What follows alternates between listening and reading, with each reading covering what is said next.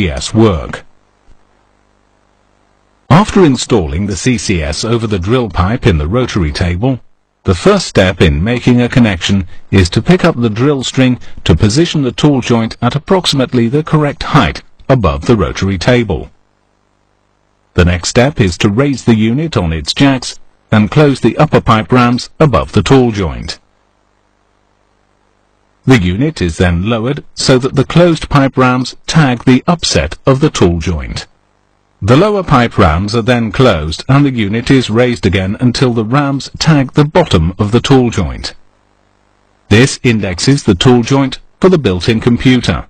The drill pipe slips are then moved hydraulically into their setting position and the drill string and unit lowered together, setting the slips in the rotary table. At this point, the grips in the snubber are engaged on the saver sub above the tool joint.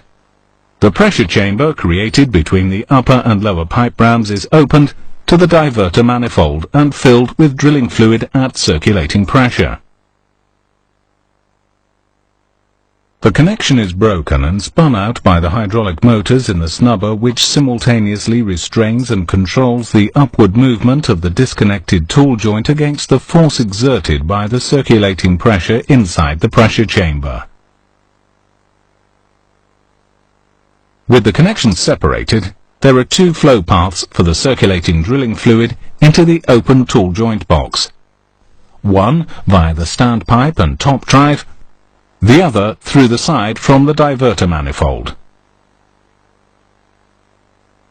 The flow from the top drive is shut off and the blind rams closed, isolating the lower half of the pressure chamber.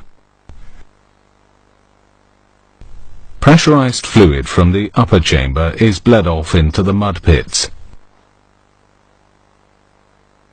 The snubber is disengaged and the upper pipe rams opened before the top drive connection tool is raised by the top drive to pick up the next stand of drill pipe. The next stand is picked up, centered by the pipe guide over the CCS, and slowly lowered to gently tag the closed blind rams.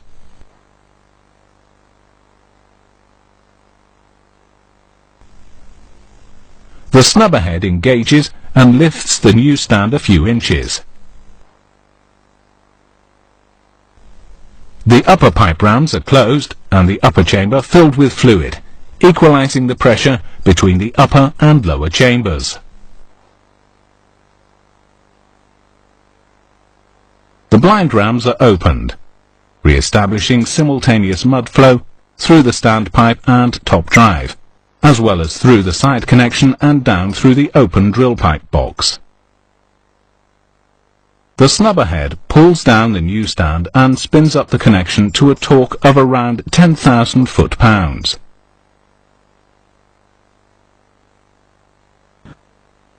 Full make-up torque is then applied by the torque cylinders.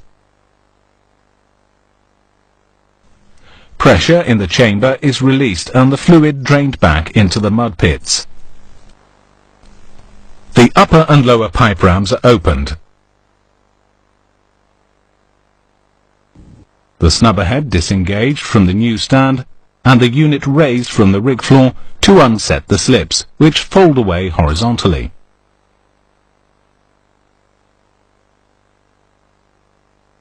The unit is then lowered back to its resting position and drilling resumes.